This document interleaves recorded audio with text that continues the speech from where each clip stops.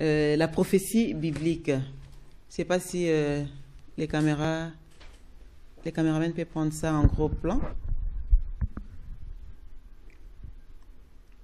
La prophétie biblique. Pourquoi vous avez choisi ces thèmes? Pourquoi? Ces sujets? Bonne question. En fait, pourquoi? Parce que beaucoup de chrétiens, tout comme beaucoup de païens, se posent des questions. Et plusieurs questions qui restent sans réponse. Et des questions d'ordre moral, d'ordre spirituel, d'ordre politique. Hein, pourquoi autant de problèmes? Pourquoi autant de guerres? Pourquoi autant de problèmes dans les églises? Pourquoi il y a autant de pasteurs qui chutent? C'est ça. Donc tout ça. Et alors, en fait, avec ce livre, Dieu m'a aidé à donner un peu, à fournir un peu un certain nombre d'éclairages, à donner un certain nombre d'éclairages aux chrétiens, n'est-ce pas? Parce que toutes les choses qui nous arrivent ont été prédites. Aussi bien dans nos pays, sur le plan politique, que sur le plan spirituel, sur le plan moral, sur le plan familial, tout ça. Donc tout a été annoncé d'avance. Oui. Voilà. Donc prenons d'abord le premier chapitre, là où vous avez écrit la femme et le serpent. C'est quoi? Qu'est-ce que vous voulez dire par là dans ce chapitre? La femme et le serpent. En fait, j'ai un verset de base à partir duquel j'ai eu à développer l'enseignement contenu dans ce livre. C'est Genèse 3:15. Genèse 3:15. Genèse 3:15.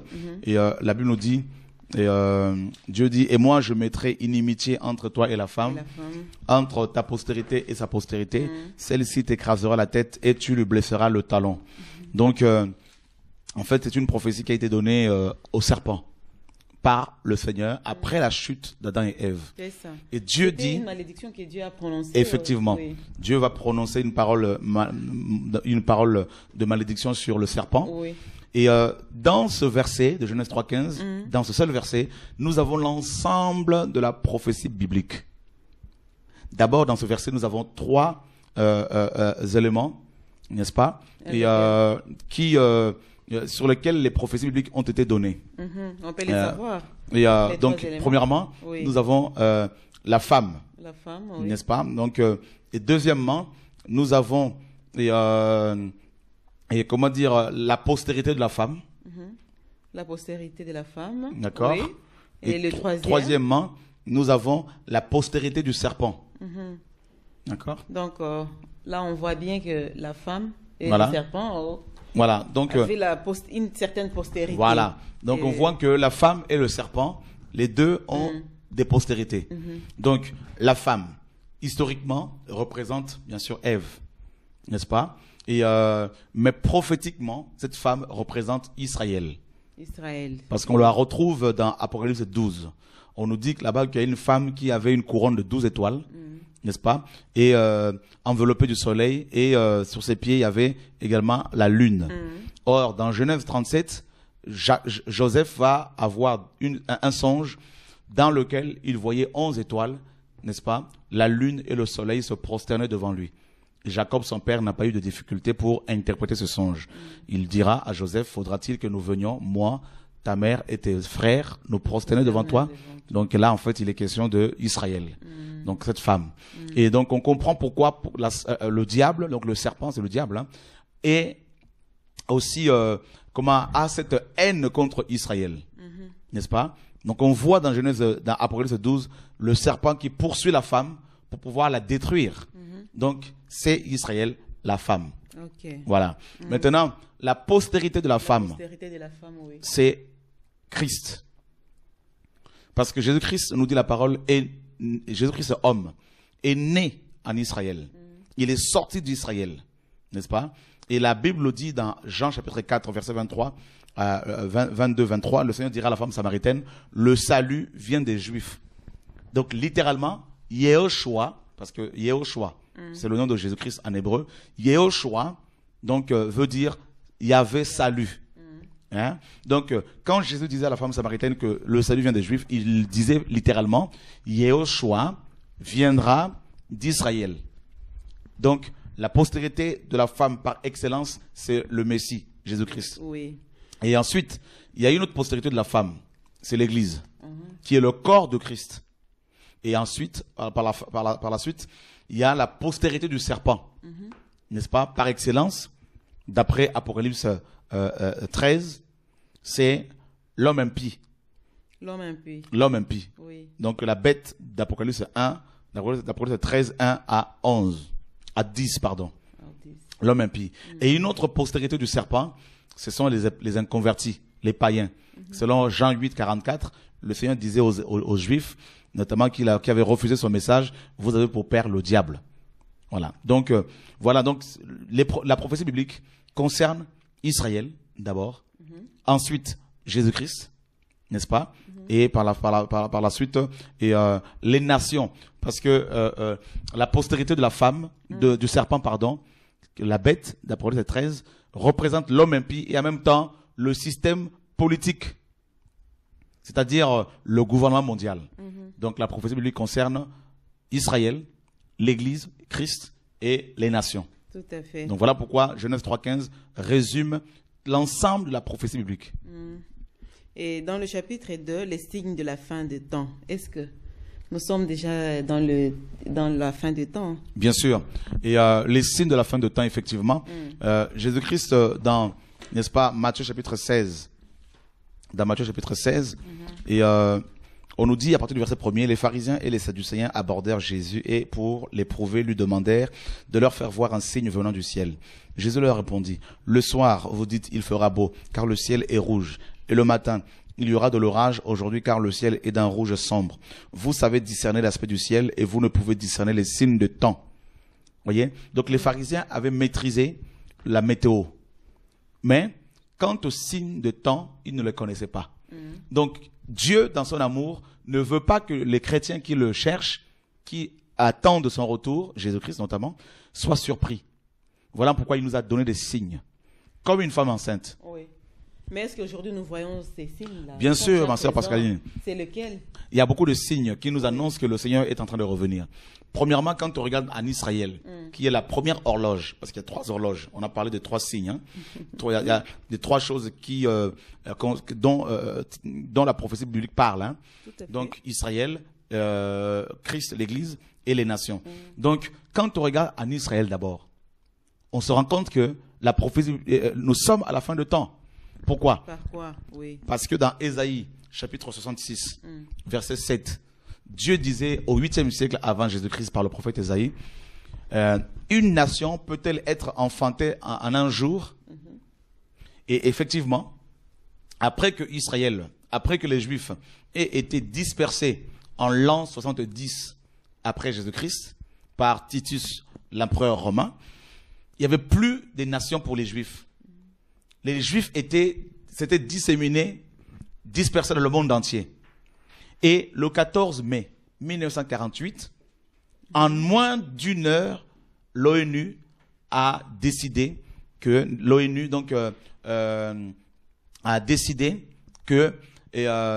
Israël devait être reconnu comme un État à part entière. En moins d'une heure, ma sœur Pascaline, les Nations Unies ont reconnu que Israël était désormais une nation, confirmant la prophétie de Ésaïe 66, verset 7. Et ça, c'était un des signes majeurs qui nous annonçait que nous sommes à la fin de temps. Parce que Jésus ne pouvait pas revenir tant que Israël n'était pas restauré en tant que nation. Parce que selon Zacharie 14, on nous dit que ses pieds, lors du retour de Jésus, ses pieds vont se poser sur la montagne des Oliviers.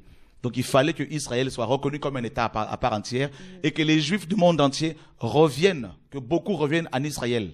Comme Ézéchiel 37 nous l'enseigne, Dieu disait que les Juifs allaient revenir à leur pays, dans leur pays. Et ça, c'est un signe majeur. Et jusqu'à nos jours, des Juifs rentrent du monde entier, ils rentrent en Israël.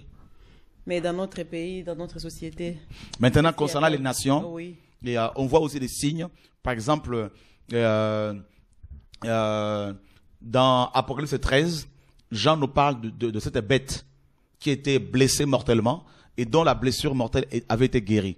Or, cette bête, n'est-ce pas, représente aujourd'hui, l'Europe, n'est-ce pas, et par extension, les Nations Unies, les États-Unis notamment. Et on nous dit que cette bête était blessée mortellement. Mais à l'époque de Jean, cette bête représentait l'Empire romain. le 4 septembre 476, le 4 septembre 476, pour nous qui sommes à Paris, il y a eu l'écroulement de l'Empire romain dans sa partie occidentale, suite à l'invasion de 10 tribus germaniques. Ces 10 tribus germaniques ont donné naissance plus tard à l'Europe. Et la bête était blessée, donc l'Empire romain, le 14 septembre 476. Et après cette époque, cette date, beaucoup de rois européens ont voulu restaurer cette bête, l'Empire romain, comme Charlemagne, n'ont pas réussi. Il y a eu Hitler également, il n'a pas réussi. Et le 24 mars 1947, cette bête a été restaurée comme Jean l'a prophétisé. C'est-à-dire l'Europe, avec le traité de Rome. Là où même cette bête avait été blessée. Et des années après, en 1947, cette bête fut restaurée. L'Europe, n'est-ce pas, fut créée officiellement avec le traité de Rome. Et ça, c'est magnifique. Donc, maintenant, le 2 avril 2009, il y a eu à Londres une réunion des G20, les 20 nations les plus puissantes sur le plan économique et militaire du monde, de la Terre, se sont retrouvées à Londres pour régler le problème de la crise économique qui avait été créée de toutes pièces en 2008. Et le G20 a donné naissance au nouvel ordre mondial, n'est-ce pas? Donc, c'est là, sous nos yeux.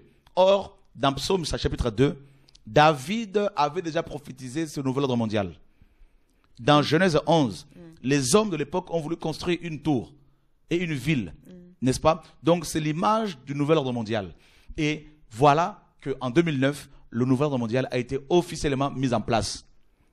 Et ça, c'est merveilleux. C'est l'accomplissement de la prophétie biblique. Mais ça, on ne savait pas que ce sont des signes, ça faisait partie du signe. Ce sont des signes majeurs. Parce que si tu prends le billet de $1, tu vas voir qu'il y a une pyramide et en dessous, c'est écrit nouvel ordre mondial, en latin. Novos ordos seclorum. Nouvel ordre de siècle. Et ça, c'est magnifique de voir à quel point la parole de Dieu est digne de confiance. Donc, nous sommes présentement dans le nouvel ordre mondial. Et il y a une crise qui frappe les nations actuellement, avec la Grèce. Cette crise est un prélude au gouvernement mondial qui va être présenté aux hommes dans les prochains mois à venir. Et c'est l'accomplissement de la parole prophétique. Donc, on voit que les nations n'ont pratiquement plus de frontières, n'est-ce pas? Donc, l'Europe est en train de s'élargir de plus en plus, n'est-ce pas? Et actuellement, il y a au moins 27 nations, plus de 27 nations. Et de plus en plus, l'Europe est en train de s'élargir. Et par la suite, il va y avoir une seule monnaie. Cette monnaie existe déjà. On l'appelle Moneta. On l'appelle, pardon, Terra. Terra, donc voilà. Et ensuite, sur le plan politique, donc on voit le nouvel ordre mondial. Sur le plan économique, on voit les crises. Or, dans Apocalypse 18, on nous dit que Babylone, qui n'est rien d'autre que le nouvel ordre mondial, Babylone va s'écrouler parce que dans Babylone, il y a beaucoup de marchands. Marchands d'or, marchands d'esclaves, marchands d'âmes humaines. Et on voit que sur le plan économique, il y a une crise qui frappe les nations actuellement. Donc, c'est l'accomplissement de la parole prophétique dans Apocalypse 18. Et on voit sur le plan moral, il y a de plus en plus l'immoralité. De plus en plus de mariages d'homosexuels, de lesbiennes, tout ça. Donc, on voit que c'est l'accomplissement de la parole. La dépravation des mœurs. Donc, on le voit.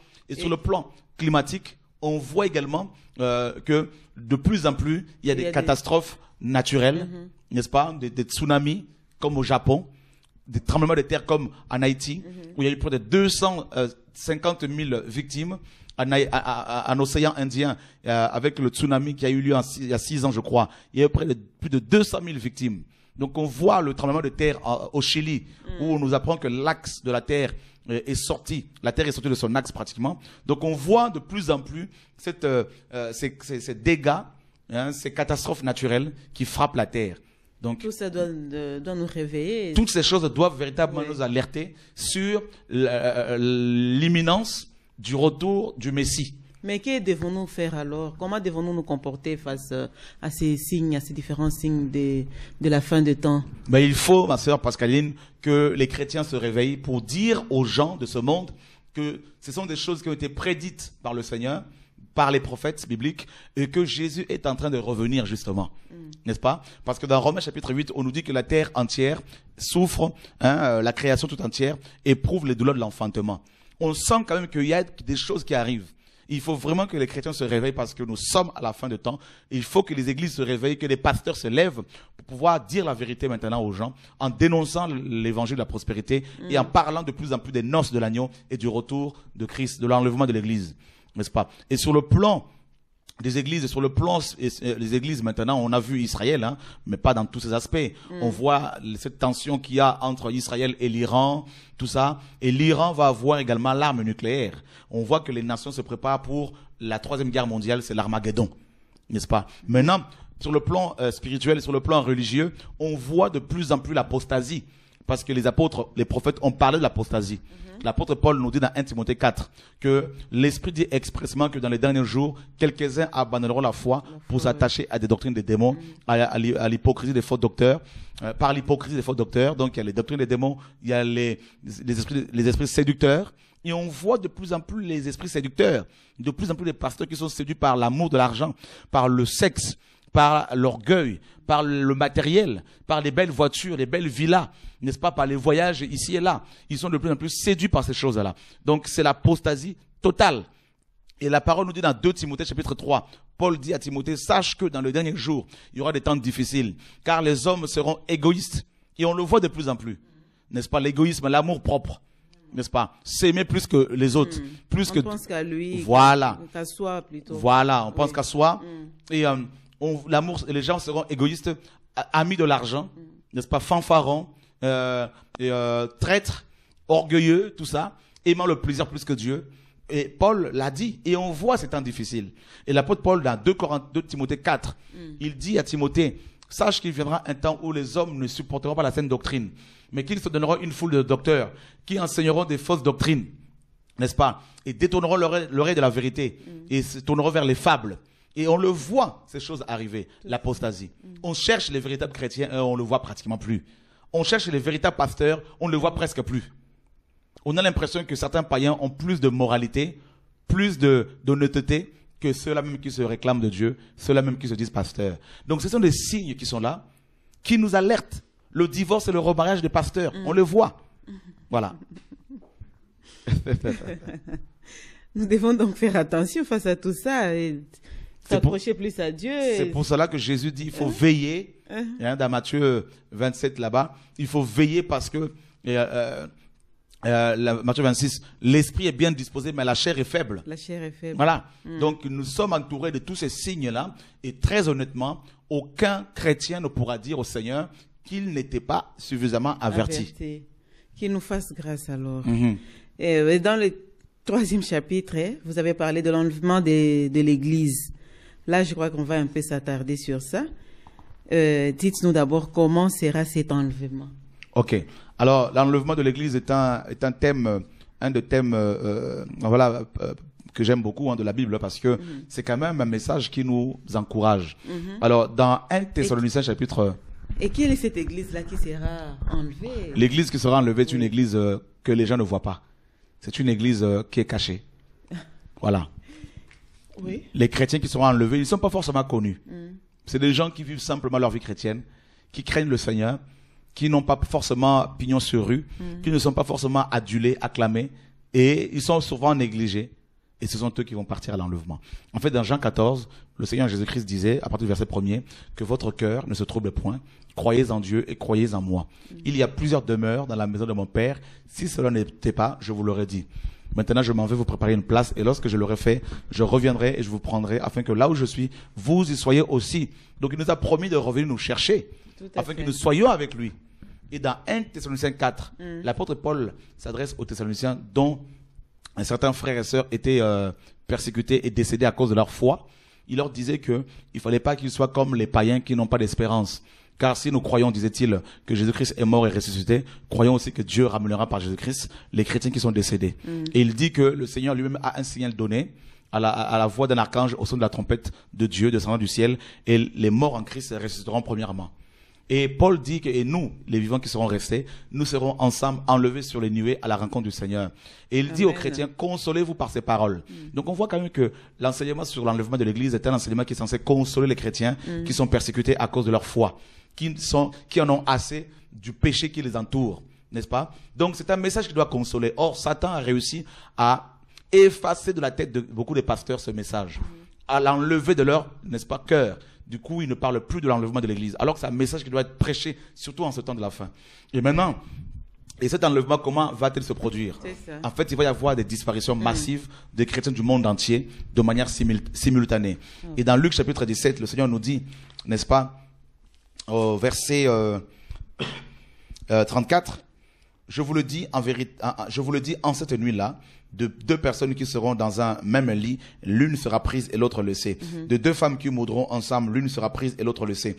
De deux hommes qui seront dans un champ, l'un sera pris et l'autre laissé. Ça veut dire quoi? Expliquez-nous cela calmement. Imagine-toi, ma sœur, Pascaline, tu es mariée, tu es avec ton époux, vous êtes en train de dormir sur un même lit, et puis ton époux, qui est, on va dire un exemple, qui est chrétien, qui craint Dieu, et toi tu refuses la crainte de Dieu, juste un exemple. Hein. Tout à fait. Maintenant, ton époux est enlevé, il disparaît, et toi, tu restes.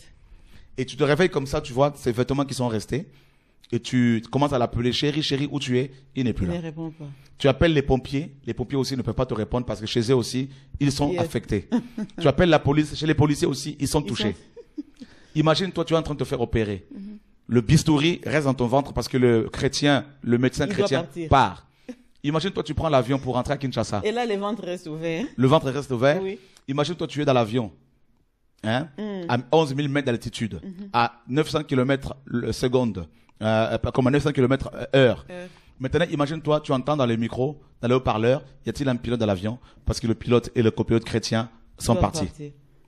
Imagine-toi, des avions vont tomber sur des villes. Ça va être terrible. Des catastrophes. Il va y avoir des catastrophes dans le monde entier. Et c'est pour cela qu'il faut se préparer. Et comment se préparer? Et dans 1 Thessaloniciens chapitre 4, la parole nous dit, au verset 3, ce que Dieu veut, c'est votre sanctification. La sanctification implique la séparation. La sanctification implique aussi l'habillement décent. Les chrétiens, un chrétien rempli du Saint-Esprit doit s'habiller décemment pour ne pas être une occasion de chute pour les frères, pour les sœurs, tu vois, parce que c'est pas bon. Et la sanctification implique aussi notre langage, ce que nous disons, ce que nous parlons, ce que nous déclarons. On peut pas tenir des propos obscènes quand on est chrétien. La sanctification implique la justice. Quand on est chrétien, il faut être juste. On peut pas frauder.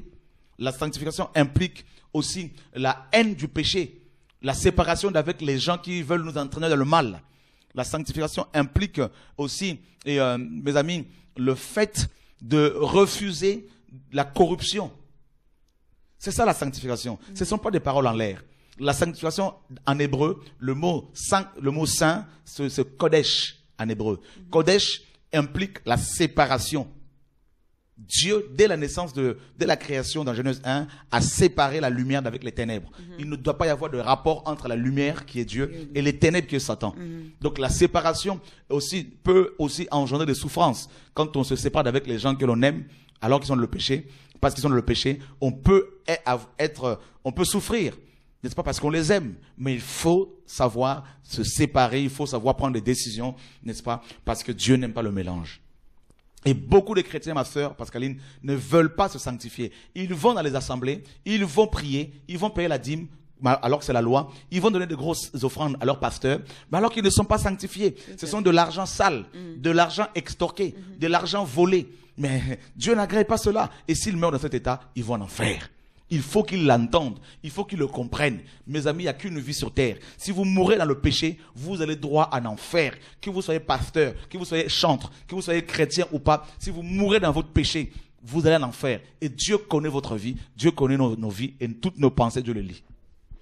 Et si vous avez écrit la dernière trompette, est-ce qu'il y aura une dernière trompette pour nous avertir que l'enlèvement est là ou comment? L'enlèvement, la trompette, la dernière trompette, en fait, quand elle va retentir, les chrétiens vont partir, les chrétiens fidèles au Seigneur partiront. Ah, ça sera le départ. Ça sera le départ, c'est le signal. Ça ne sera pas un moment de vous dire non. Préparez-vous, non.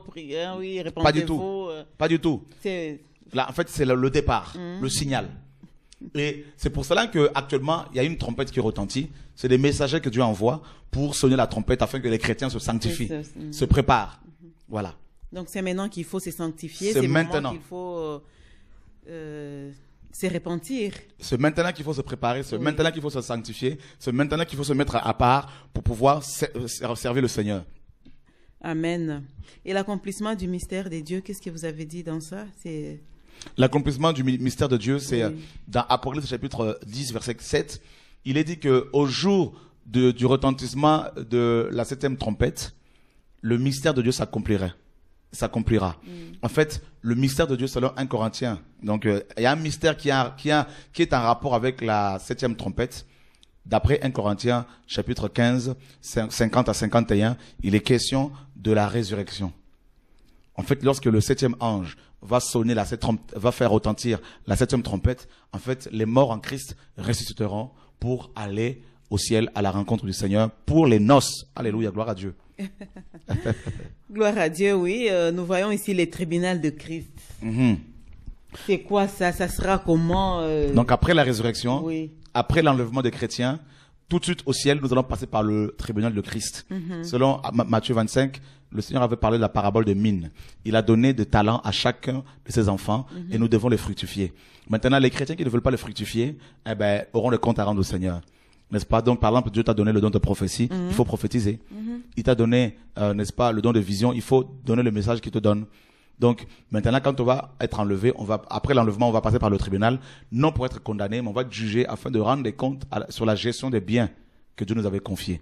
Et ensuite, on sortira de là, couronné ou non, récompensé ou non. Voilà. Mais là, on s'imagine que vous, les pasteurs, vous serez les premiers à entrer au ciel, hein? Ben non, pas du tout, ça c'est faux. C'est faux. C'est faux. Dieu n'aime pas plus les pasteurs que les autres. N'aime pas les pasteurs plus que les autres, pas du tout. En fait, il faut que chaque chrétien comprenne que devant le Seigneur, chaque chrétien est responsable de ses actes. Donc, les titres, ce sont des fonctions tout simplement. Pasteur, prophète, apôtre, ce sont des fonctions. Le plus important, c'est la relation que nous devons bâtir avec le Seigneur. Voilà. Et les noces, c'est de quelles noces qu'il s'agit ici? Donc après le tribunal de Christ, nous allons passer aux noces. Donc, selon Apocalypse 19, 7 à 8, il est dit, l'ange dit, réjouissons-nous et soyons dans l'allégresse, car les noces de l'agneau sont arrivées et son épouse s'est préparée et il lui a été donné de se revêtir d'un fin lin qui sont les œuvres justes de saints. Donc, les noces de l'agneau, c'est le mariage entre nous et Christ. Voilà. Voilà, donc, il y a encore le 4e chapitre qui est la 70e semaine de Daniel, le règne de la bête. Voilà. Pourquoi la bête revient tout le temps dans l'histoire de la Bible? Ok, parce que tout simplement, comme on l'a vu dans Genèse 3, 15, il y a une confrontation entre Adam contre la femme. Il y a une confrontation entre la femme, Israël, et le serpent, donc Satan. Il y a une confrontation entre la postérité de la femme, Christ, l'Église, et la postérité du serpent, donc l'homme impie, donc la bête, et le religieux, les païens. Donc il y a une guerre spirituelle. Donc maintenant, après l'enlèvement de l'Église, il va y avoir ce qu'on appelle la 70e semaine de Daniel, c'est-à-dire la 70e semaine de Daniel, selon Daniel 9, 27. C'est-à-dire c'est 3 ans et demi, n'est-ce pas? 3 ans et demi de la grande tribulation. Donc après l'enlèvement de l'Église, il va y avoir 7 ans de noces au ciel avec Christ, parce qu'en Israël, le mariage durait 7 jours. Et puis sur terre, l'homme impie va venir maintenant. Comme il va y avoir ce chaos après l'enlèvement, donc un chaos après l'enlèvement sur terre, il y a l'homme impie qui va venir et il va être acclamé et il va proposer aux habitants de la terre de changer le monde, d'apporter la paix, n'est-ce pas, la restauration. Et pendant 3 ans et demi, il va paraître comme un homme pacificateur, un homme pacifique, un homme gentil. Et au bout de 3 ans et demi, n'est-ce pas, il va vouloir se faire adorer dans le temple de Jérusalem, selon 2 Thessaloniciens 2. Comme Dieu, et les Juifs vont refuser, et c'est là qu'il va se mettre en colère, donc l'homme impie, et il va commencer à attaquer Israël, et c'est là que va commencer justement la grande tribulation, qui constitue une période de souffrance pour Israël, selon, n'est-ce pas, Jérémie 30, 7 à 10, n'est-ce pas, et selon Apocalypse 11 également. Et là, les nations vont fouler Jérusalem aux pieds, et selon Joël 3, une partie d'Israël ira en captivité, donc des femmes seront violées. Et voilà, il va y avoir la guerre d'Armageddon également. donc entre Israël et les nations arabes, entre Israël et la Russie, Gog et Magog, la Chine, tout ça. Et une guerre incroyable. Israël sera écrasé, n'est-ce pas? Et puis à la fin de cette guerre, à la fin, en fait, c'est Christ qui reviendra maintenant avec l'Église, selon Apocalypse 19, pour mettre fin à cette guerre. Donc, toutes les, n'est-ce pas, tous les ingrédients, tous les signes sont presque réunis pour justement que Christ revienne chercher son peuple, son Église. Et voilà, c'est pour cela qu'il faut vraiment se préparer à cette guerre. L'homme impie, donc la bête, selon Apocalypse 13, va venir et va séduire le monde entier, n'est-ce pas? Il va faire la guerre maintenant aux gens qui vont se convertir pendant la grande tribulation. Et également aux Hébreux, aux Juifs. Donc ça va être une période terrible. Et pendant cette période de la grande tribulation, selon Apocalypse 16, Dieu va déverser les 7 coupes de la colère de sa colère sur les habitants de la terre, comme lorsqu'il avait frappé l'Égypte avec les 10 plaies. Et ça va être une souffrance atroce. Mais qui va résister? Beaucoup de gens vont être sauvés quand même, selon Apocalypse 7, pardon. Beaucoup de gens vont se convertir, mais en tout cas, ce sera au prix de leur vie, n'est-ce pas? Et mais la bête va imposer la marque de la bête, 666, aux hommes, n'est-ce pas? Sur le front, sur la main droite. Et la bête va imposer également son image. Donc, et ça va être quelque chose de terrible. Il va y avoir beaucoup de souffrance. Et c'est pour cela qu'il faut que les chrétiens se réveillent. Voilà. 5e chapitre, les retours visibles de Jésus-Christ avec l'Église. Et le 6e chapitre, c'est la fin du monde. Ça fait peur quand vous écrivez la fin du monde.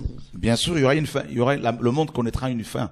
Donc après les noces au ciel, Jésus-Christ avec l'Église, nous allons revenir avec le Seigneur, n'est-ce pas? Et c'est lui qui va mettre fin à la guerre d'Armageddon.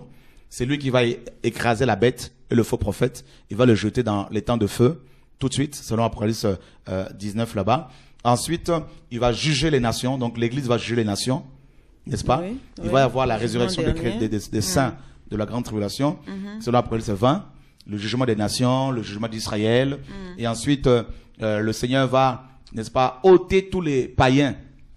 Selon Matthieu 25, n'est-ce pas? Ôter tous les païens, les jeter dans les temps de feu. Il va les jeter dans les temps de feu, dans le lac de feu. Ensuite, il va établir le millénium, le règne de 1000 ans sur terre. Un règne de paix. Après le millénium, Satan qui était jeté dans l'abîme, en prison, va être libéré, va attaquer de nouveau les chrétiens, mais il va être pris et jeté dans le temps de feu. Ensuite, le Seigneur va, n'est-ce pas, ressusciter tous les païens, 1000 ans après son règne terrestre. Tous les païens vont être jugés selon Apocalypse 20, ils vont être jugés et jetés dans les temps de feu. Ensuite, le Seigneur va détruire la terre, selon 2 Pierre 3. La terre avec les œuvres qu'elle renferme sera détruite. Donc la terre va être détruite. Les belles villas, les belles voitures, les immeubles, tout ça, tout va être détruit. Rendu en air. Voilà. Et la nouvelle Jérusalem va descendre du ciel. Et c'est là que nous allons habiter avec le Seigneur pendant l'éternité. Quelle grâce. Quelle grâce, oui. Alléluia. Voilà, donc ce sont là les 6 chapitres que vous avez écrits dans ces livres et la prophétie biblique. Apôtre Shura, je ne sais pas si vous avez encore quelque chose à ajouter parce que... Je dirais simplement que dans 2 Pierre chapitre 1 verset 19, il est dit que nous tenons pour d'autant plus certaine la parole prophétique à laquelle vous faites bien de prêter attention comme une lampe qui brille dans un lieu obscur jusqu'à ce que le jour vienne à apparaître et que l'étoile du matin se lève dans vos cœurs. Donc, frères et sœurs, au vu de ce qui se passe autour de vous, la dépravation des mœurs, le péché qui prend de l'ampleur, le mal qui connaît une croissance exponentielle, les problèmes politico-religieux, le problème d'Israël, les catastrophes naturelles, tout est devant vous. Vous voyez vous-même ce qui se passe. Alors sachez que le Seigneur n'est plus loin. Sanctifiez-vous, préparez-vous, car notre Maître revient nous chercher, afin que nous vivions avec lui pendant l'éternité. Alléluia. Et par-dessus tout, je tiens à dire surtout que j'aime mon Jésus-Christ de Nazareth, Yehoshua, le Maître. Je l'aime, je le kiffe, je l'adore, et lui seul mérite la gloire. Merci beaucoup, apôtre. Je crois que nous allons vous quitter. Merci. À moins que vous n'ayez encore besoin de nous très prochainement. Bien sûr, on est là pour ça. Voilà. On est là pour cela. Donc, chers frères et sœurs, nous sommes pratiquement arrivés à la fin de notre émission.